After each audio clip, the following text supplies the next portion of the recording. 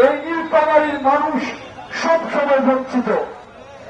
নীলফামারীতে কর্মসংস্থানের অভাব, নীলফামারীতে ইপিজেড থাকা সত্ত্বেও এই অঞ্চল এখন পর্যন্ত আধুনিক স্বাস্থ্য সেবা গড়ে উঠেনি, নাগরিক সেবা গড়ে উঠেনি, সহজ সেবা গড়ে উঠেনি।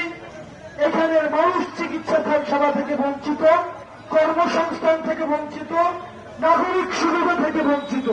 আমরা শুধুমাত্র আপনাদেরকে বলতে চাই, আমরা আপনাদের দোয়ার জন্য এসেছি, আমরা আপনাদের সমর্থনের জন্য এসেছি। আমরা চাই আপনারা আমাদের পাশে থেকে আমাদের হাতকে শক্তিশালী করবেন। আপনারা যদি আমাদের পাশে থাকেন, আমরা বলতে পারি দুনিয়ার কোন জালেম আমাদেরকে রাস্তা থেকে উঠাতে পারবে না। দুনিয়ার কোন জালেম ফেরাউন নমরুদকে যদি একসাথে হয় তাহলে একটা হাসিনার সমান হবে না। আমরা সেই হাসিনাকে রাস্তা থেকে উৎখাত করেছি।